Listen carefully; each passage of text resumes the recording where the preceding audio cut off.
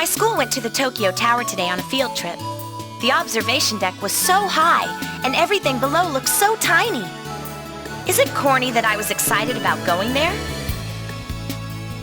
Out of nowhere, a flash lit up the sky, and when I blinked, I was floating over a magical world called Sephiroth, along with Umi and Fu, two girls I had just met. Then, a boy named Clef told us of our destiny as magic knights. I'm confused but excited. Another strange thing happened. This evil woman named Alcyone attacked us, and when I went to attack her, I suddenly had command of this fiery magic blast. I was surprised, but I think Alcyone was blown away, literally. Anyway, I worry about Clef, but like Fu said, we have to keep moving forward, for Clef's sake. I met a long-eared creature named Mokona in a huge mansion in the forest. What a cutie! We became fast friends. We also met Prisia, who told us to find something called a scudo at the Eterna Spring. Since we have no choice, I guess that's what we're doing. We met a wild-looking boy in the Forest of Silence. He says his name is Fario, and he offered to accompany us for our protection. Umi and Fu didn't like the idea, but I thought he seemed nice enough, and we definitely needed the help. Of course I won, and Fario is now traveling with us. When we left the Forest of Silence, Alcyone showed up again. Umi called on her magic ability to drive her away, and Fu used her magic ability to heal the injuries Fario got in the fight. All we have to do now is make a mad dash for the Spring of Eterna. When we got to the spring, I saw Flash, but something was wrong because he tried to attack me. At first I was frightened because I thought he didn't recognize me anymore. But then I realized he was some kind of evil beast that took Flash's form. I wish I could see my dog for real. I miss him so much. Prisia made us weapons out of a scudo. What's better yet, Mokona is coming along with us. I'm so happy that Mokona is coming. I'm really getting attached. Leaving will be sad. But I guess that's a long way off. I'd better just keep my focus on this quest. When we reached Palizu, the mayor of the village begged us to slay a monster in a nearby cave. His plea was so sincere and his face was so sad that I had to agree. I guess we're off to kill a monster. We did it! The monster in the cave is ancient history. Even though we destroyed the giant spider, we gave the credit to Lucchino because he's the one the people have trusted to protect the village. Now that the people feel safe, things are returning to normal in Palizu. We reached the seaside village of Taflond and found out the ocean was filled with giant whirlpools. So much for swimming. We also met a nice girl named Sarah. The villagers treat her like an outcast. I wish they were kinder to her. She has a gentle soul. We found a man named Caltus, who is supposed to be a master of powerful swimming techniques. But he was in some kind of funk and wouldn't teach us anything. Pooh. I hope he snaps out of it soon, so he can teach us what we need to know to avoid the whirlpools. Caltus seemed to have regained some cheer. He even taught us how to swim well enough to avoid the whirlpools. We can at last press onto the iceberg where the machines are said to be. I hope we're almost done. This quest is exciting, but I want to go home. Zagot sent a guy named Ascot to make trouble for us. He came to the village and used his magic to turn Jimny into a huge creature that attacked us. It was terrible. I feel so bad for Sarah. She invested all her love in that pet, and now... There was nothing I could do to save Jimny. Poor Sarah. We just arrived at a place called Rosen. Amazingly, Fario was there playing a flute near the entrance. I was happy to see him, but Fu was a little rude. I wonder why she gives him such a hard time. While staying at a hotel, Umi woke me up in the middle of the night and called me to the window. We saw people walking around outside in the freezing cold. We couldn't figure out where they were going, so we'll ask the hotel owner. We found a suspicious cave in the snow. When we entered, we discovered Fario inside. He offered to help us, but Fu protested. What is her problem? Apparently, Caldina was the one who controlled the village men. She made them work on building the cave. It makes me sick that she has this kind of power. I bet say God is behind it, too. I'll do my best to help the villagers break free from her magic. I managed to make Caldina disappear. It seems that Fario has been following her for some time, since she was acting suspiciously and not dressed for the weather at all. I just hope Fu has had time to patch things up with Fario. I think they make a cute couple. A staffer at the hotel told me that I should visit Rafarga at the outskirts of Rosen. There was a big snowstorm, and the door of his house was frozen fast. I guess it doesn't bother him, though. He just smashes through the thick layer of ice with his body. Man, he's tough. I finally learned the crashing technique that Rafarga taught us. Just when I thought I'd never master it, I heard Umi scream and forgot myself for a moment. When I lost my fear for that instant, I was distracted and I did it! I can't believe Rafarga was a bodyguard for Princess Emerald.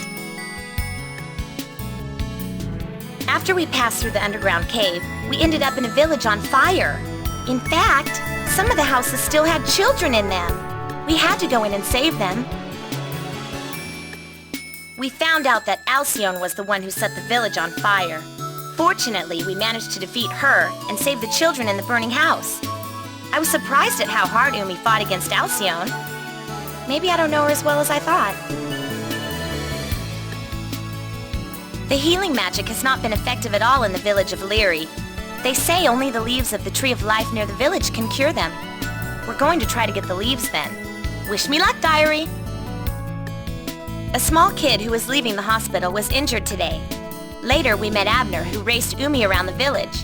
When Umi lost the race, she looked so disappointed.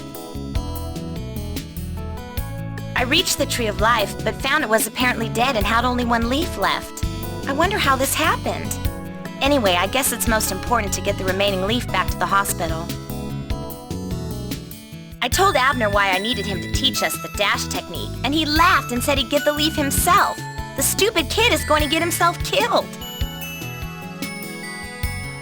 I met a boy named Alto at the Tree of Life. He seemed nice enough and said he wanted to join us. I think he has some hidden reason for coming along with us. But if he gets in trouble, I'll still rescue him. I mean, he is a cutie. Alcyone was waiting at the top of the Tree of Life. She was babbling things that didn't make any sense, and Alto has started acting weirder. It's all so very tiring. Abner's fallen in love with a pretty nurse in the hospital of Leary. Umi surprised me by giving the leaf from the Tree of Life to Abner and having him tell the nurse that he got it just to impress her. Maybe Umi really is kind at heart. Alto asked to come along again. He isn't really clear as to why he wants to come, but I think he has some kind of secret task. Umi and Fu are against it, but I decided to let him. I think he's okay.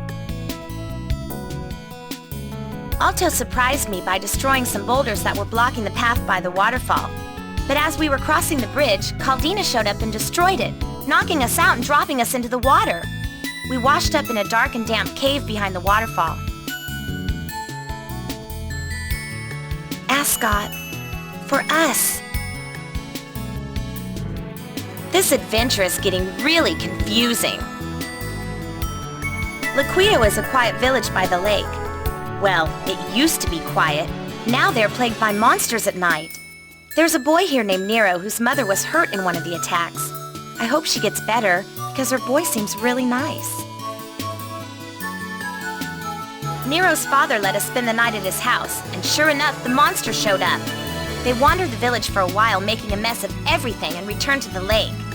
Nero went after them, and we're going after Nero before he gets hurt.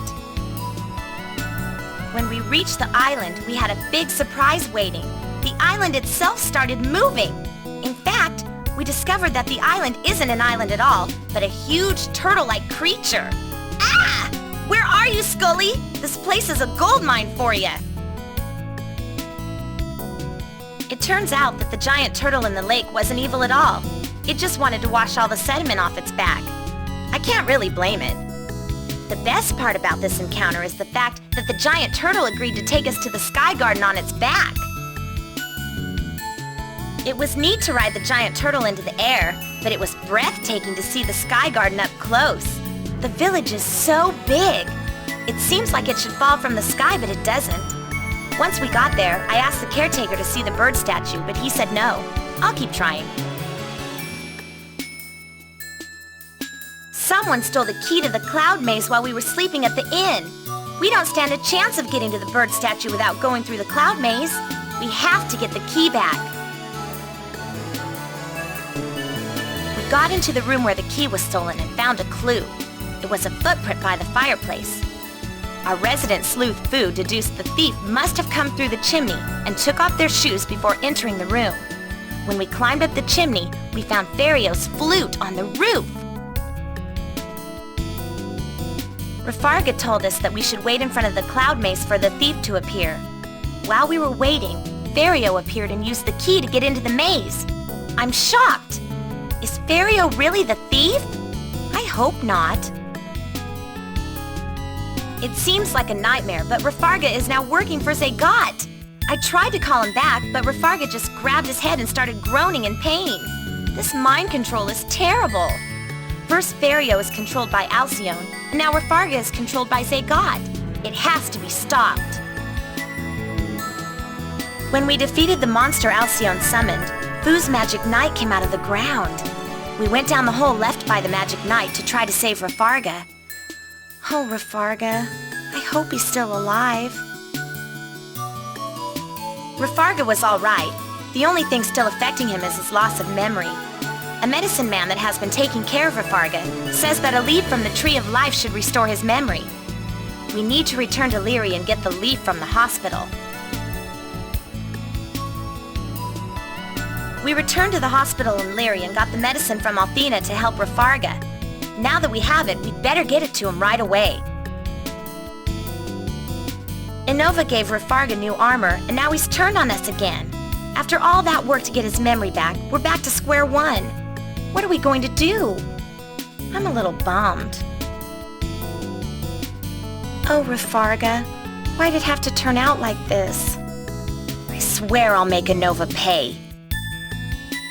We arrived at Palizu and saw a nearby volcano erupting. It seems like Emerald's abduction is now affecting the natural balance of Sephiroth in quite obvious ways. We have to rescue her before everything is destroyed. We found this huge lion in the volcano. I wonder if this is my machine. Before we could find out, Alcyone appeared. She's still suffering from our last time around. If she's not healed soon, I think she'll die.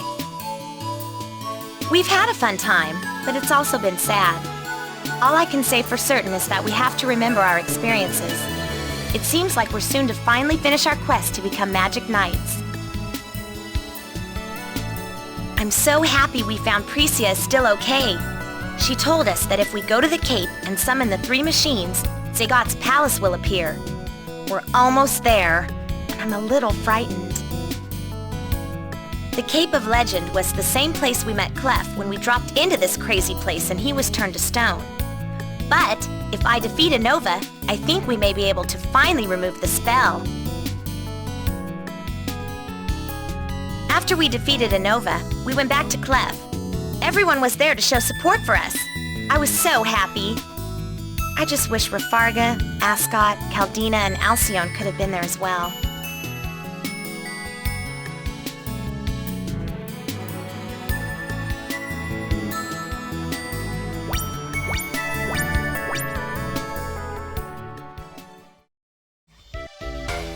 Hikaru isn't the only one who can keep a diary.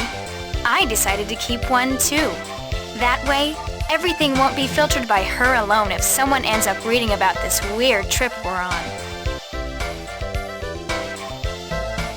Hikaru somehow called up a kind of fire magic and defeated an evil woman who was after us. It was very cool, and I'm kind of jealous. I wonder if I'll ever get something like that. If only Hikaru got magic, it wouldn't be fair. I finally met Precia. She told us to travel to the Eterna Spring using some loner weapons. The freaky part is that she says there are tons of monsters along the way. But Hikaru seems to be looking forward to it, and Fu doesn't seem upset, so I'll try to keep my cool. I wish I didn't worry so much. We met a crazy-looking boy in the Forest of Silence.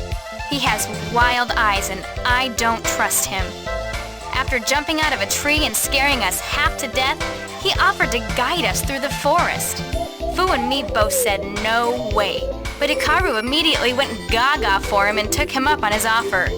Man, she's getting on my nerves. I thought Hikaru had eyes for Ferio, but now I'm certain that it's Fu that has the gaga eyes for him.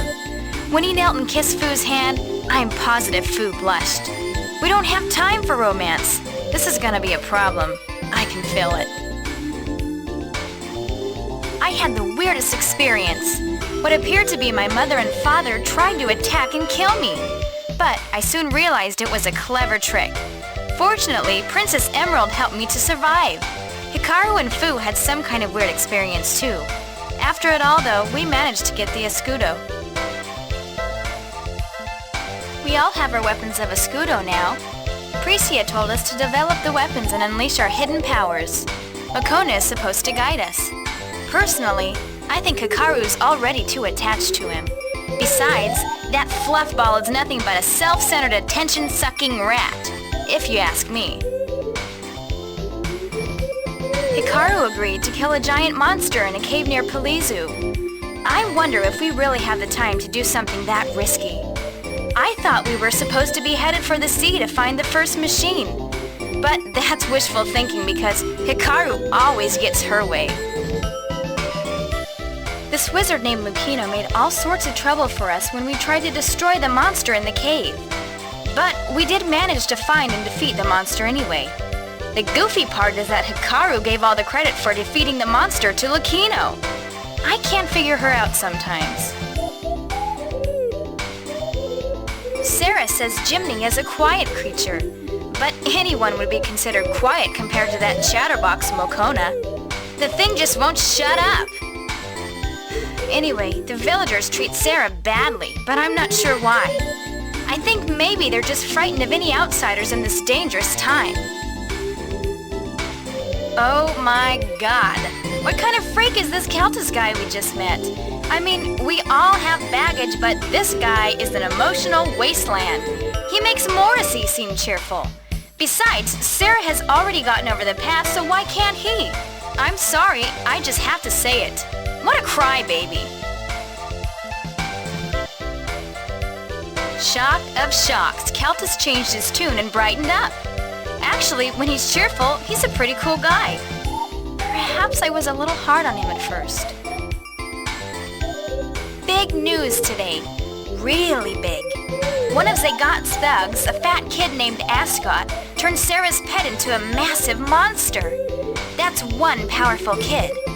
We were attacked and nearly killed by the thing he made out of Jimny. Definitely not fun. Now that we've made Sarah sad, I feel just like Keltis. When he was down, I yelled at him.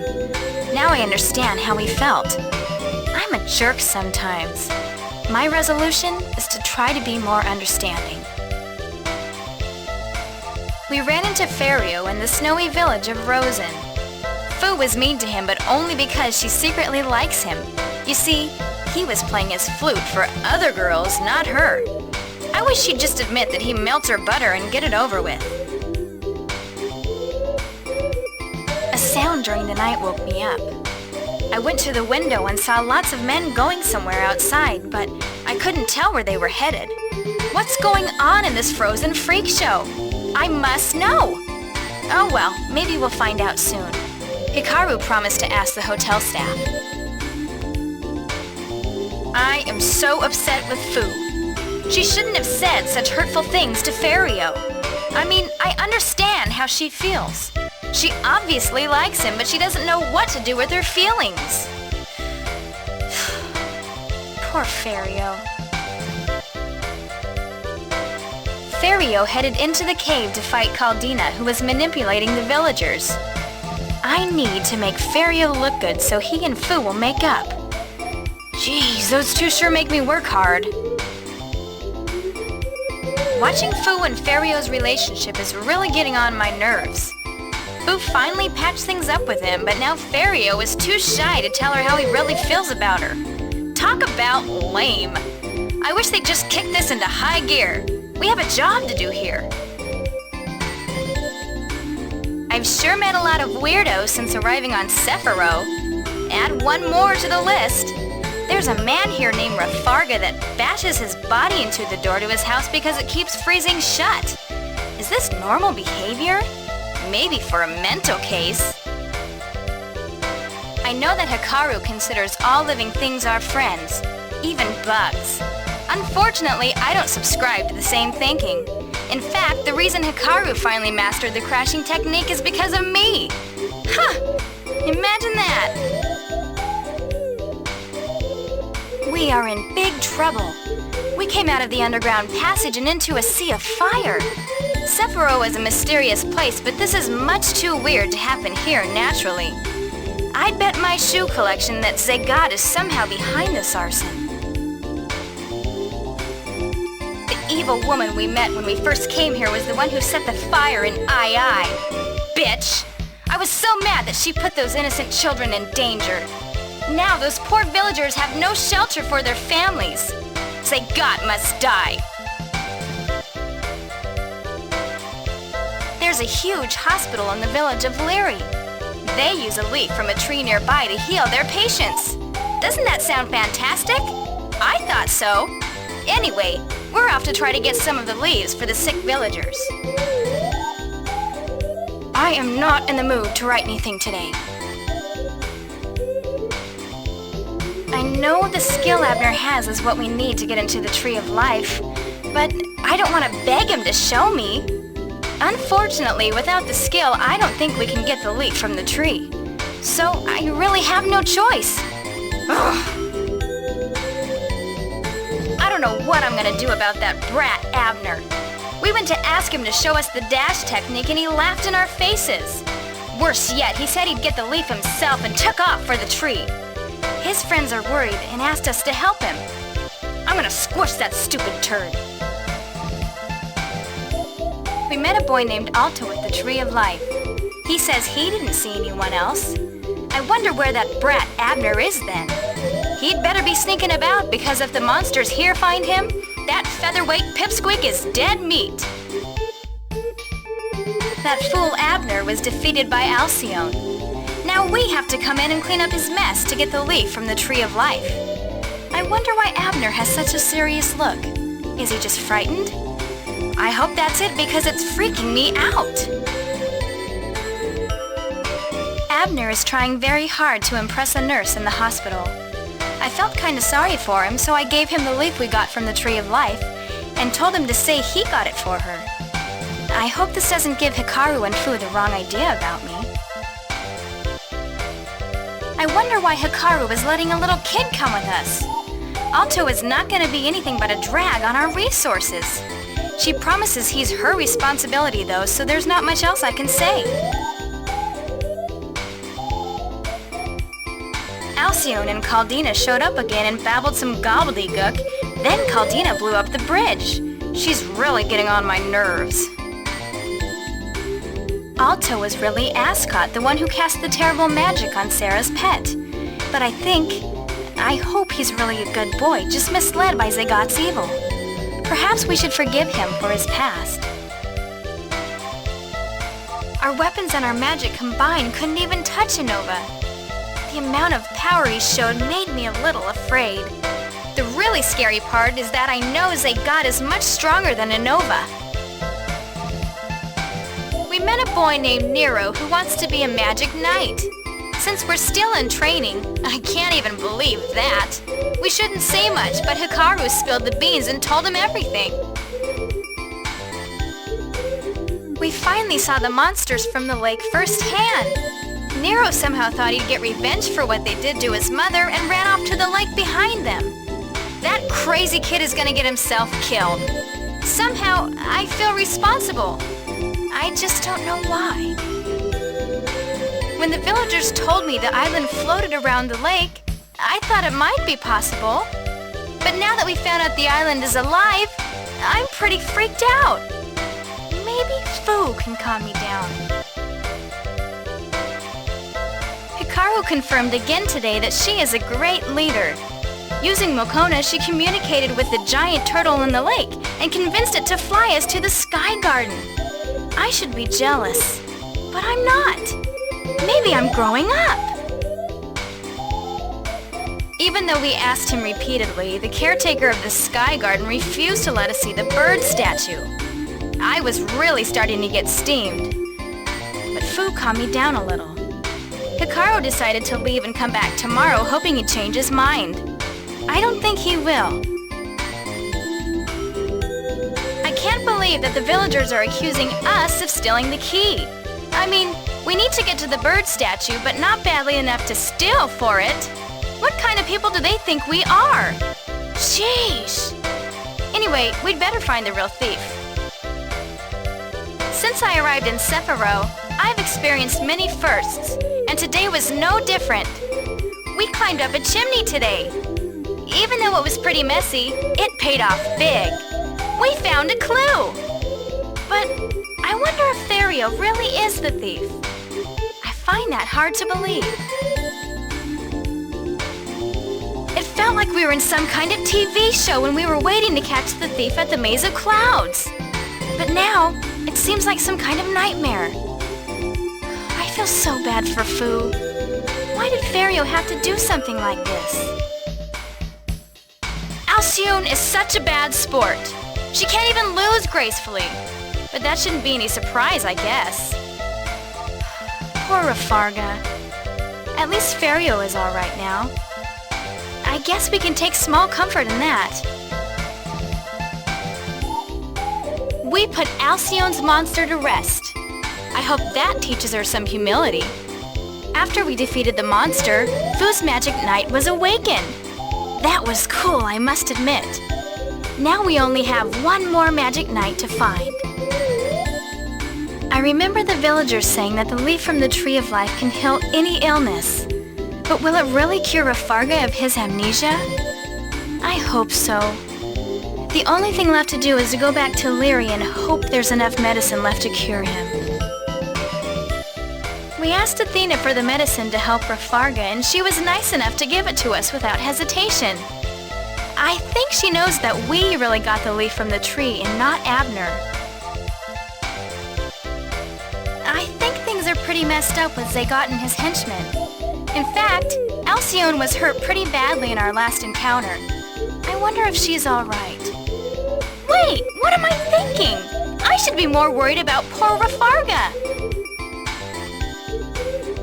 Rafarga finally returned to normal, but only just before the end.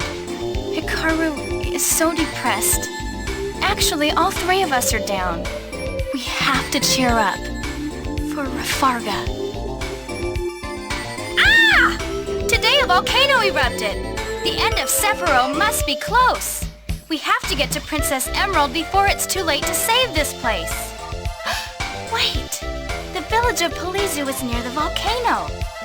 I hope everything's all right there. I can't believe that Alcyone hasn't had Zagat heal her yet. She's gotta be close to dying. Maybe she was delirious, but she was saying some things that made no sense at all. So many things are happening that if I didn't have Hikaru and Fu with me, I think I'd go insane. I have to remember to thank them. I hope they don't think that's too gushy. As we get closer to the fight with Zagat, I think more and more about our first adventure in the Forest of Silence. I sorta wish we were back there.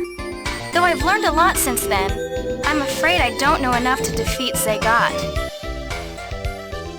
Since we were able to talk to Clef during our adventure, I had no idea he was turned to stone. Just looking at him makes me want to cry. But I suppose if we defeat Zagat, we can break the spell. After we defeated Unova, all the friends we've made along the way got together to show their support. I'm so happy to know that we've made this many friends. We must defeat Zagat and save Sephiroth.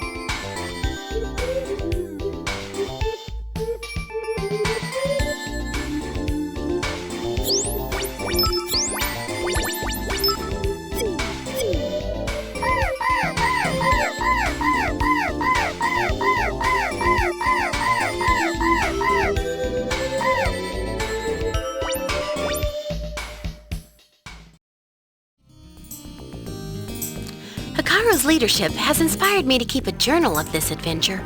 I thought I would write down some basic observations about this world they call Sephro, but it seems like I don't have enough room here to write enough to matter. Oh well, perhaps later. Hikaru used a sort of flaming elemental blast to dispose of a woman who attacked Clef and then sought to destroy us. I wonder how the fire magic actually works. Oh well, this world is full of mysteries. A kind girl named Precia provided us with weapons to protect ourselves as we set out to retrieve some mineral called a scudo. The power this mineral has is really beyond my comprehension. But then again, so are many things I've seen thus far. I suppose I've no choice but to go along for the ride. We met a boy in the woods called Vario that offered to accompany us through the forest. We seemed to be doing fine, so Umi and I said no, but he seems to be following us anyway. I wonder what Hikaru said to him. Vario risked his own life to shield me from Alcyon's magic. Needless to say, I'm a little flushed just thinking about it. He actually ended up getting hurt on my account. What a hunk. I wonder if this is romance novel love or the real thing. In fact, I wonder how I'd know. My head hurts. I had the most peculiar experience. It seems that when we made it to the spring, Umi, Hikaru, and I entered into some kind of bizarre dreams. In mine, I was attacked by an evil doppelganger. Fortunately, we all managed to overcome the trial and get the escudo. I don't know if I can keep this up. Now that Precia has crafted the weapons of escudo for us, we are to build them with the strength of our minds. Reportedly, that is the key to unleashing the ancient machines. It's a big task, but I think we'll all do our best. I believe the best way to increase our mind power and the strength of our weapons is to help those in trouble. Hikaru obviously feels the same way because she's volunteered to help the people of Palizu. Though we encountered many obstacles in the cave, we managed to overcome the monster. Once we returned to the village, Hikaru gave all the credit to this old wizard named Lucino. My respect for her is growing as this adventure continues. I wonder if it's really necessary to visit the iceberg to find our machines. Being that I cannot swim to save my life, I'm a little apprehensive about it. Well, actually, I'm terrified. Maybe I'll take 2 life vests. We found a man named Kaltus who was depressed quite severely. It seems that he couldn't save a pet that Sarah used to have. Umi was not very understanding and kind of blew up. I thought she overreacted, but I really didn't know what to say. Sometimes I feel so weak. I'm completely humiliated. Hikaru and Umi have already mastered Kaltus' new swimming technique, but not me, no. I have to use a stupid little float. It's kind of fun to use, but it makes me feel like a baby. Oh well, no time to whine, I suppose. Onward and upward. Sarah's pet was made to grow abnormally large and attack us today. I heard that Sega had it done by a guy named Ascot. I'm certain Sarah's now beside herself. Poor girl. The end of this chapter in our adventure was a very painful one. We went to apologize to Sarah for it, but she wouldn't forgive us. I understand how she feels. Kaltus will take care of her until she recovers from the shock. I'm happy for that. At least she has someone. The village of Rosen has a very cold climate and strong winds. The people here say that it used to be quite different. I wonder what made the weather here change so drastically. Oh well, nothing else of note happened. I was just entering a deep REM sleep when Umi woke me up suddenly. She took me to the window where I saw lots of men from the village sneaking out of their houses and congregating somewhere out of sight. I wonder if Faria was with them. Something must be terribly wrong with me. I don't seem to have control of my emotions anymore. It's very disconcerting. I don't like it one bit. We went into the cave to do battle with Caldina, who was sent here by Zagat. Now Fario's behavior makes perfect sense, and I feel like a heel. I have to apologize to him as soon as possible. I just hope it's not too late. Now that Caldina is history, the men in the village seem to be back to normal.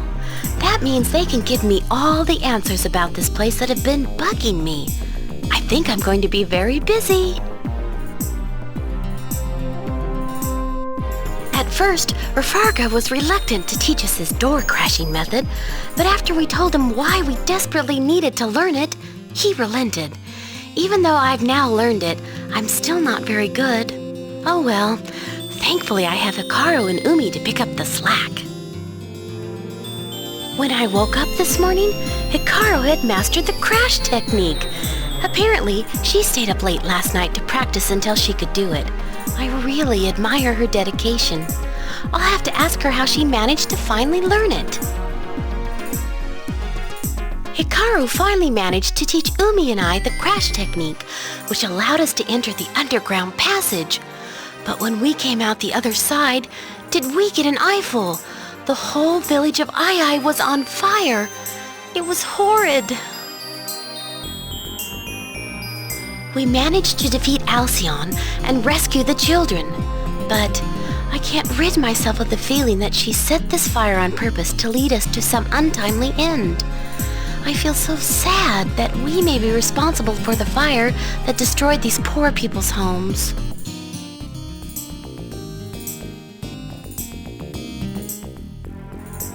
If my magic could cure all disease, I would use it until I perished. Unfortunately, it only seems to be good for minor wounds. There are a lot of very sick people in Leary, so we're off to find some leaves they claim can cure them of their ailments. I watched a race between Umi and a boy in the village of Leary today. At the start, I think Umi was faster, but the kids here have a dash technique that the boy used. Needless to say, he left Umi in the dust. I believe it bruised her ego. Perhaps I should try to cheer her up. We can use the crash technique to advance, but we also need the dash technique to build up enough speed in the short space available. We must return to the village and ask Abner to show us the dash if we are to conquer the Tree of Life. I find Abner to be quite unpredictable. In fact, I can't decide what he'll do next.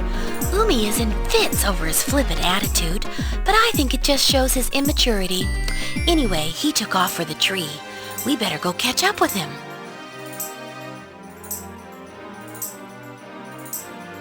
I think this boy we met named Alto is hiding something. We met him at the top of the Tree of Life, and he offered to go with us. I can't put my finger on it, but he makes me nervous. The interior of the Tree of Life was hollow. It appeared to be consumed by some kind of termite-like creatures. I'm fairly certain this is the cause of the tree's illness. Alcyon used the bugs to attack us. No! We found out why Abner was so eager to get the leaf from the tree. It seems as if he's infatuated with a pretty nurse in Leary. He wanted to get the leaf to impress her. Even though Umi is putting on a brave face, I think she's a little disappointed he doesn't fancy her instead. I'm still a little confused from our last battle with Alcyon. She said something about Alto's strong magic power, but I could have just heard her wrong. Anyway, Hikaru let Alto come along with us. Hopefully she doesn't regret the decision, for all our sakes. Caldina destroyed a bridge we were standing on, spilling us into the water. We all woke up in a hidden cave behind the waterfall. I think the cave might lead to the other side of the pass anyway. I believe we should go forward. Now it all makes perfect sense. Alto and Ascot are one and the same. This discovery does raise some troubling questions about Alto's motives, I'm afraid. Innova cannot have a heart in the human sense. He killed his own without even flinching. I think he's pure evil. Monsters reside within the lake next to Liquido, they say. The village is romantic enough, but these hideous things are making a mess of the place every night. We have to try to find a way to stop this insanity. I'm afraid that Nero may have gotten himself in over his head. After the beast had returned to the lake, he ran after them to avenge the hurt they had caused his mother. We have to find him before he gets seriously hurt. Umi seems worried as well. I believe that it was physically possible for the island to float. However, I never would have imagined it was possible for the island itself to be a huge creature. All I can think about is poor Nero. We'd better find him as soon as possible.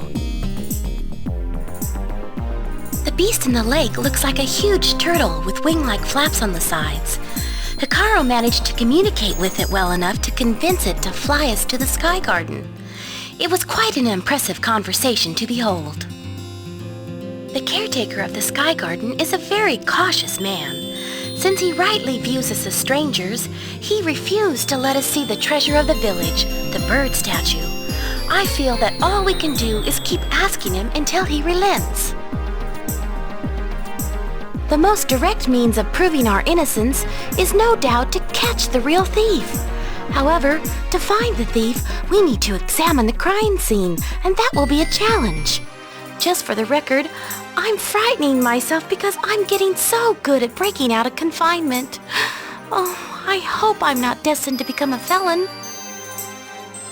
I'm still in shock. Why was Ferrio's flute on the rooftop? Was he really the thief who climbed down the chimney? I don't want to believe it, but there is no choice but to get up the courage to ask Ferrio about it. There simply must be a rational explanation for Ferrio's behavior beyond the obvious one. I simply cannot believe that Ferrio is a common thief. Perhaps, if I catch up to him, I can get his side of the matter. As I suspected all along, Ferrio was controlled by Alcyone. Before he was released from her power, he tried to cleave me with the sword. It was frightening, I must admit. However, we're not out of the woods yet. Rafarga is now under Zagoth's control and is acting in an evil manner. My magic knight revealed itself to me. It is called Wyndham. I find it difficult to believe that such a huge creature resides inside a treasure amulet near my heart. Oh well, I suppose I'll get used to it. Anyway, we have to find one more magic knight and poor Rafarga. Rafarga seems to be suffering from amnesia. I believe it must have been brought on by the shock when he fell from the Sky Garden. If there's even a small chance that the medicine they have in the hospital in Leary can be effective, we must try to get it. Athena was kind enough to give us the medicine that will help Rafarga recover from his amnesia. It seems that Athena and Abner are also doing well, though I believe Athena rules the roost, so to speak. The medication Athena gave us seemed to be effective, but Rafarga had a relapse and ran off screaming and holding his head again. It's probably due to the armor Innova gave him. I think it gives Innova the ability to control Rafarga's mind. We destroyed the armor Innova had given Rafarga, which eliminated Innova's influence on him. However, Innova killed Rafarga rather than let him escape. How can he do such a thing? I'm in shock.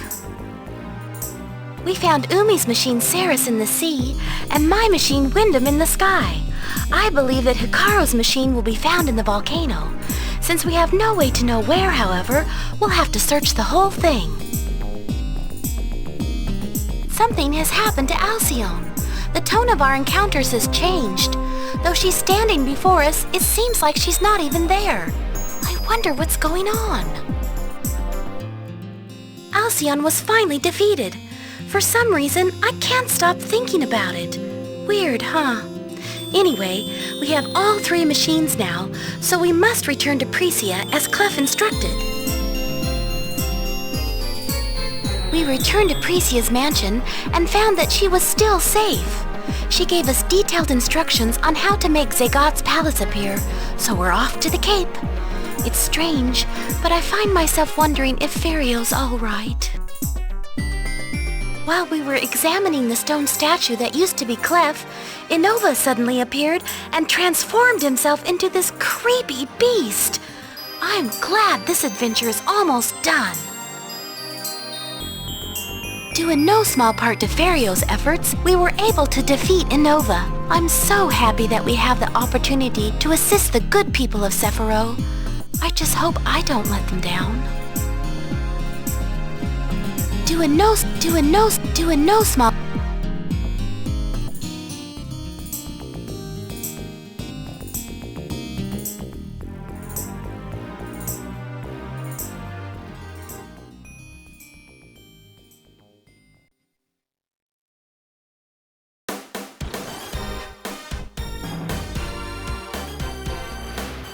癒しの風